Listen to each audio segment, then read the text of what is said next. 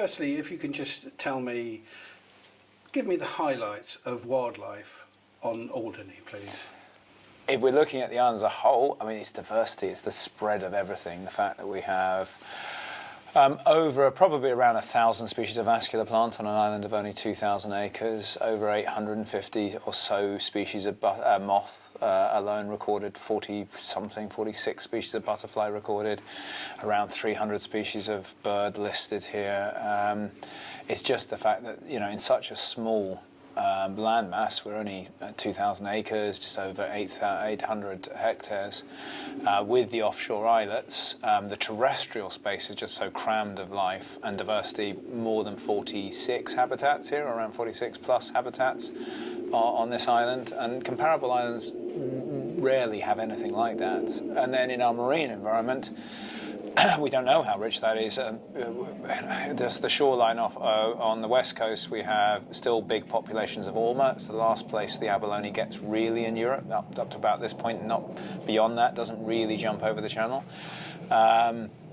The range of crab and lobster, I suppose, is pretty spectacular here, but then the diversity of seaweeds, of algae. So we have in one bay over 160 species. In terms of the mammals, you're obviously very famous here, with your hedgehogs. So we have to mention those, and so please sort of fill in a potted history of the blonde hedgehog. Yeah. So we don't know what our Alderney's hedgehog population should be.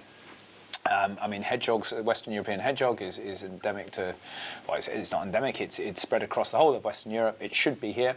They were here as a slow-moving, relatively defenceless mammal that tastes quite nice. They might have been wiped out multiple times, reintroduced. We just don't know. Post-Second World War, we get two pairs of hedgehogs introduced here. They're normal brown Western European hedgehogs. As we understand it, they're introduced as pets. They're brought in and released into gardens. Hedgehogs are still bred as pets. Back then, in the late 1950s, early 1960s, hedgehogs were caught in the wild and sold as pets. It wasn't until much more recently, until the Habitats Directive and legislation in the UK caught up with our modern sensibilities, that we weren't just simply catching wild animals and selling them on. So we know that places like Harrods were selling hedgehogs up until the 70s. We know you can go and buy hedgehogs now. So we don't know if these two pairs came from the same source, if they were wild captured, if they were bred in captivity. But they were brown Western European hedgehogs, and being a brown hedgehog is the natural state. Being a blonde hedgehog, being a light-coloured hedgehog is a failure of camouflage. You're a slow-moving animal that's not great at defending itself against humans and badgers, and in the old days, foxes and wolves and bears and all the bigger animals. So and you're a tasty snack for them. So being well camouflaged was really important. And in the UK population, some studies have suggested it's only 1 in every 20 or so thousand that become leucistic. It's a rare recessive gene. It's much more common to find albino animals in populations. But after about 20 or so years on Alderney, these escaped hedgehogs, and they get out almost as soon as they're brought and released into their gardens, have mixed. If there was a native population, they're mixed with them. If there wasn't a native population, they've simply grown to the numbers and bred enough times that this recessive gene actually starts to express, and we start getting reports of blonde animals in the early 80s.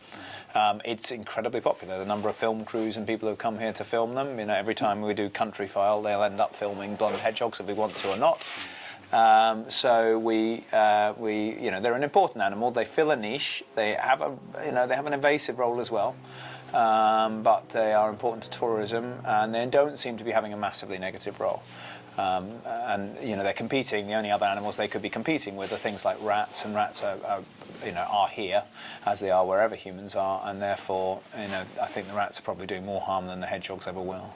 So, and we might take as many as 1,000 people out a year to go and have a look and talk about hedgehogs. So it's a popular visitor, and for Alderney, 1,000 people is a lot of people.